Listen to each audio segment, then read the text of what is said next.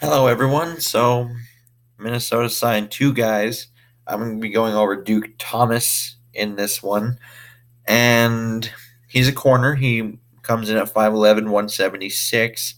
And he was undrafted in 2016. He was then signed by Houston as an undrafted free agent. And in 2016, he also ended up spending time on both Philadelphia's and the Niners practice squads. Then he ended up missing the entire 2017 season with an injury and proceeded to go play in the CFL, where he landed on Toronto's practice squad in 2018, all before joining the AAF that just recently closed, and now here he is. So in college, I tried to find stuff that he did in the pros. There was nothing I could find, and but in college, which from 2012 to 2015, so a pretty decent chunk ago of years. Um, his first year, he didn't really do much. He only got 12 tackles. The second year, he ended up getting 47 total tackles. He got a sack and got 3 interceptions combined with his 5 pass deflections, along with 2 tackles for loss. And in 2014, 52 total tackles with 3 interceptions and 10 pass deflections. And then 2015 here, he got 58 total tackles with 1 interception, but he again got 5 pass deflections. His whole career of when he was at Texas ended up he got 117 solo tackles, 52 assisted tackles, 169 total tackles, 5.5 tackles for loss, and he got 1 sack, 7 interceptions, and 20 pass deflections. So he was actually decently productive at corner in college, and his main thing is he's really fast. Like if you watch him, he's fast. And that's his big thing, which you would kind of think with the 176-pound frame that he should be fast, and he is fast. And the one thing I went to go find immediately was, okay, we have a returning issue. Can he return kicks? I found that he has some history at returning kicks as well.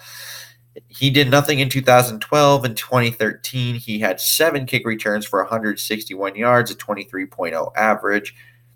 2014, he only had 3 kick return attempts for 69 yards, which again, 23.0 average.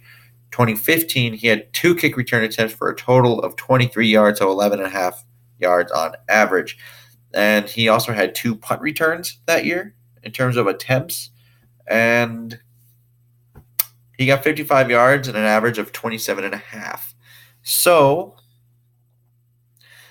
this is probably nothing more than a camp body, if I'll be honest with you, unless he takes over the returning spot, which doesn't seem likely based on the little amount of kick returning attempts he had or punt returning.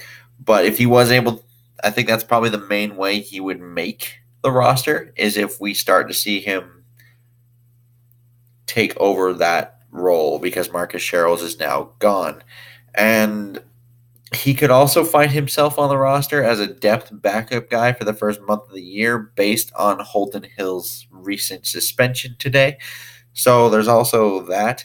But for the most part, I'm thinking he's probably just a camp body. He's a guy you bring in. He's probably a practice squad candidate and all that good stuff, unless he shows that he impresses, because he's bounced around a lot since 2016, and he's even had an injury since then.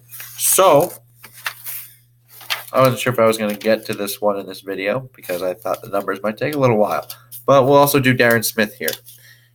And Derron Smith, he was a 6th-round draft choice back in 2015 by the Cincinnati Bengals. He was signed off the Bengals practice squad in 2017 by Cleveland, and he was then cut by the Browns in 2018, which led to his signing with the AAF. So something about Derron Smith was a few days ago, PFF came out and they awarded him the Player of the Year for the AAF, which I wasn't sure they even had. Didn't know about this at all until I was researching this, and here we are. So apparently on 309 pass coverage snaps, Smith led the entire league, including like all defenders. corners, safeties, linebackers, you name it, whole deal. So he led them all with a 93.2 pass coverage grade. And like I said, that includes the corners and all that. So that's kind of impressive. He made 37 tackles while only missing 3 tackles. And he had 8 defensive stops that were credited to his name, which were top 10 among the safeties in the AAF. So, yeah, that's some pretty good production out of an AAF player. But, however, in his time while in the NFL, he was only able to get 7 tackles. Only 7 tackles. And that's why I went back to his college days, because I was like, well, let's make sure we got all the production in here. He was unbelievably productive at Fresno State. His total numbers for his career ended up being he had 215 solo tackles, 83 assisted tackles for 298 total tackles. While he had 13 tackles for loss, he had 4 sacks, 15 interceptions, and 296 yards, 19.7 average yards per interception return. He had 2 touchdowns, 15 pass deflections, and managed to get 2 fumble recoveries while getting 1 forced fumble. So, unbelievably productive in college at Fresno State. He wasn't able to produce in the pros with either Cincinnati or Cleveland, and that's when he went to the AAF, and all of a sudden he was really good among those guys. But how good is he really? Probably, once again, just a backup level player here. But I do think we could see this one actually have a realistic chance to make the roster, as we usually do see Zimmer's, have 4 safeties on the roster. And right now, I think the only real lock